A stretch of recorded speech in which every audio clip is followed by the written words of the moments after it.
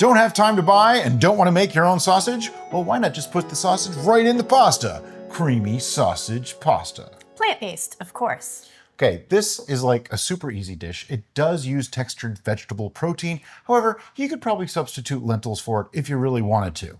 We're gonna start out by getting some water boiling.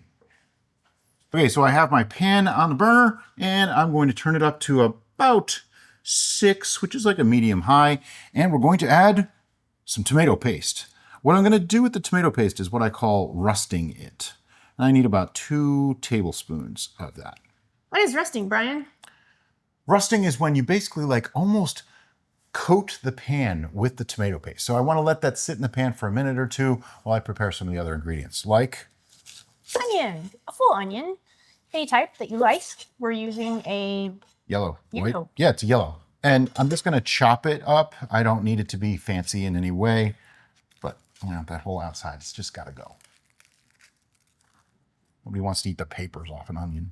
But we're going to reserve that like we always do and put it in our freezer bag for our homemade veggie broth. Yes. So nothing fancy, just your basic dice, essentially. And then right into the pan. Now I just want to kind of mix that around. See how the tomato paste is sort of cooking into the pan? What happens is it adds a lot of richness and sweetness to the dish that would really be missing otherwise. Tomato adds a lot of umami flavors, and it's just a wonderful addition. Cooking any tomato product this way is actually caramelizing some of the natural occurring sugars in the tomato. Next up is mushrooms, and we have like 9-ish. I'm just cutting off that nasty bit at the end that nobody eats the nasty bits. It's growing medium, stuff like that. Also, I want to dispel a myth while we are here. You can wash your mushrooms. It's totally okay. You just don't want to like soak them. But you can wash them. We rinse them off with water, no problem, because I don't really like eating dirt. And these are just plain old, what are they, Baby Bella mushrooms? That's basically the same thing as the white button mushrooms. See, just kind of slicing them into, say, 1/4-inch pieces or so. Nothing too fancy. And then mushrooms into the pan. Now, mushrooms give off a lot of moisture, and that's why I did this in that specific order.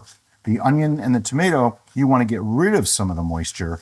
But then when you add the mushrooms in, they kind of help to cool the pan down a little bit and cook everything together. Speaking of adding some moisture, we've actually taken to using the prepared garlic that's already in the jar, mostly just because it's super easy. And, you know, you could just grab a couple spoonfuls of garlic, you know, something like that. I said 3 cloves of garlic, and that's 3-4 cloves of garlic. But this particular kind of garlic actually has a lot of water in it still, so it does add some moisture to the pan. If you're using fresh garlic, at this point, you might want to add a little bit of veggie broth or water. See how I can scrape that pan? Get all the rusted tomato paste off the bottom so that it doesn't burn, because there's a fine line between rusting and burning. You also want to make sure not to burn the garlic, because burnt garlic gets really bitter, and that's going to add a bad taste to this dish. So what she's doing right now, that's our freezer bag full of all the scraps. And then eventually we make broth from that. By the way, I turned the stove down because I don't want to burn anything. And we're at that point now where just need a little bit lower heat. So it's on like medium low. I'll make sure to link our full recipe for our home brewed veggie broth in the description below. Next up is the creamy part of the show, and for that we're going to be using morinu tofu. Now, variations could include cashews and things like that if you really want to. I prefer to use the morinu tofu. It adds a little bit of protein without all the extra fat that nuts can add. That's me. That's just the way I like to do it. There is a trick to opening these too. You take off the 2 tabs and you cut across the top, but you want to make sure you cut the bottom one too. Derica's dad taught me this. Yeah, if you cut that bottom tab, then it's going to break the suction, so you won't have a vacuum. So your morinu will slide out nicely. Now we only need half of this. So I'm just going to kind of eyeball half. And if you get some of the liquid, that's okay, because you might have to add some liquid to this anyway. Just squeezing it out. That just does not look attractive when you do it that way. Is this the way we normally do it? No. No, usually I make the whole package at once, but I don't need it this time. But I'll make the whole package and then like the other half of the sauce will go into the fridge. So today I just wanted to use this much and now I gotta wash my hands. But yeah, the rest of that, we'll put that in the fridge and use it for something else. Now I have it in the cup of my NutriBullet, and I just like to give it a little bit of a shake to help it along to get started. Otherwise, you might need more liquid than you think. And I don't want to have to add liquid to this if I don't have to. Yeah, that makes sense. Doing the pre-shake, particularly if you have more than one ingredient, is actually a really great tip. This is going to help the blending process go so much smoother. Over to the blender.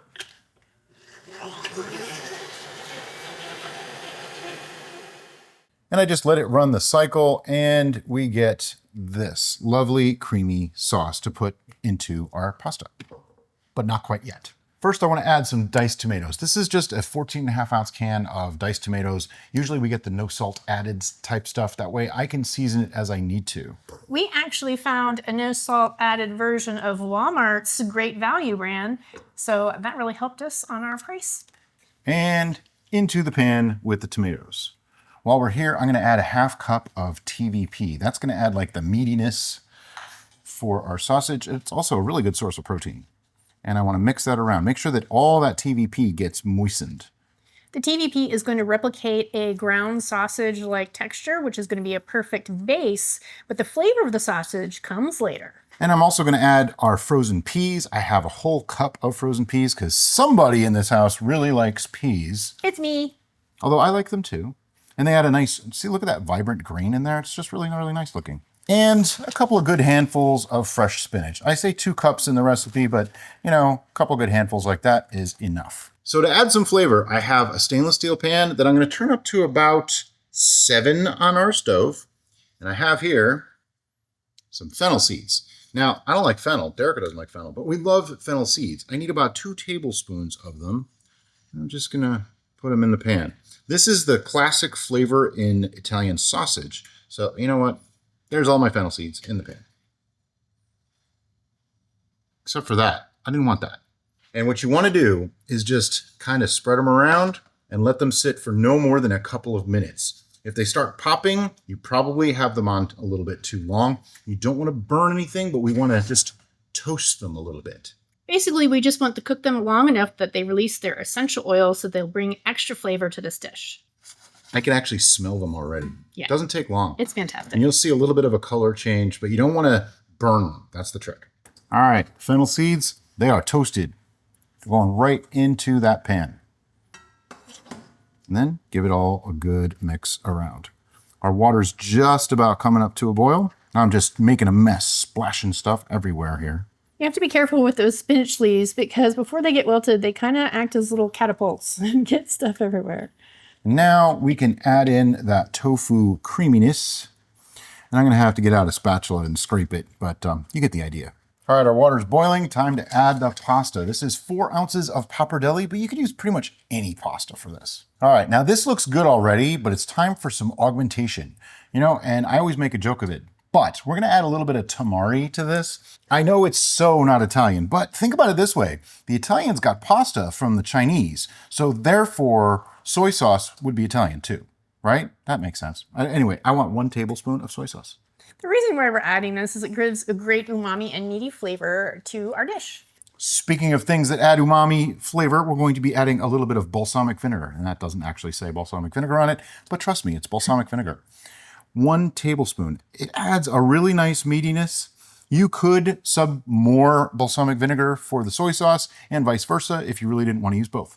I'm also going to add some dried basil. You can use fresh basil if you want to, of course. You're going to want to use double. I'm just putting a tablespoon in.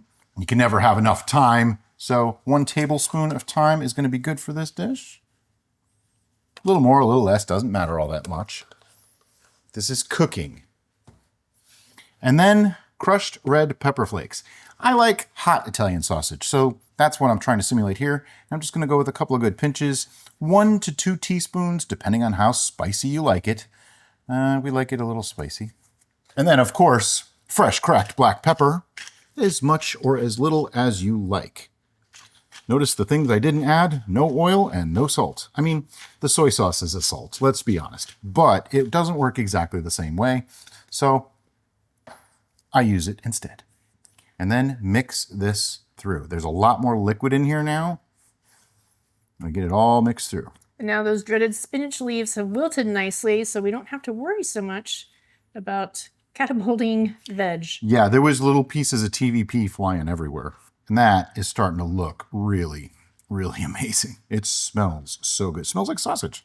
Notice how bright the peas still are? That's because we put them in frozen and didn't pre-cook. There's no reason to pre-cook frozen peas in this particular dish. Oh, no, you just want to make sure they're not frozen anymore. All right, in just a few more minutes, our pasta will be ready and we'll complete it. All right, our pasta is cooked, so I'm gonna cut the heat and start scooping it out using my new spider. I love this thing. And I want to drain it pretty good because if I need any of that pasta water, I will get it as I need it. But I don't want to just automatically add a ton of water to the dish. All right, now that the pasta is in the pan, I'm going to turn the heat back up to about 5 and start mixing everything together. I like to turn it up like that at the end because it lets any starches that were in the pasta reactivate with the sauce. Makes the sauce a little bit thicker and stick to the pasta just a little bit better. So hey, Brian. Okay, what? Why did you switch to a tong rather than a spoon? Because how do you pick up a noodle with the spoon? See, I set them up for that because you don't want to break your noodles. You just want to make sure that they're well coated with all that yummy goodness you just made. Exactly. And this smells incredible. I wish we had smell-o-vision for you guys to be able to experience this as we are. But it's about time for us to take some pictures, make a pretty little intro video for you, and then we'll be back to show you how it tastes.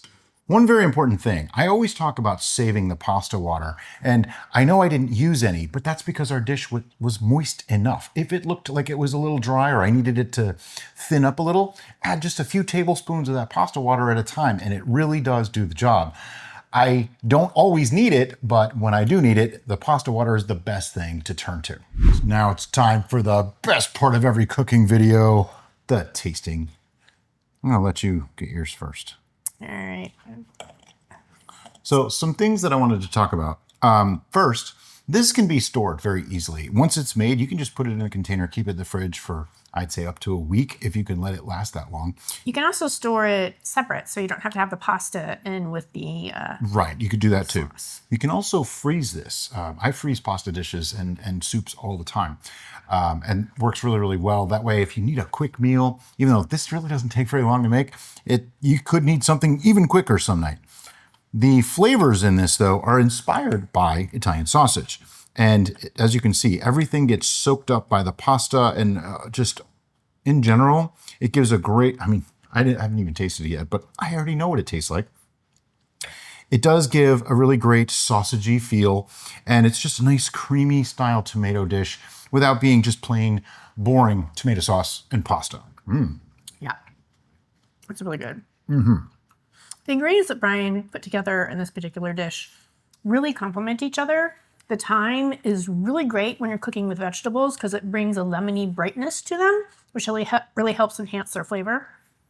Using a spinach rather than a more aggressive green is great in this because it's not overwhelming. You could, of course, sub that out for collard Kale, greens, collards. mustard greens, whatever you want.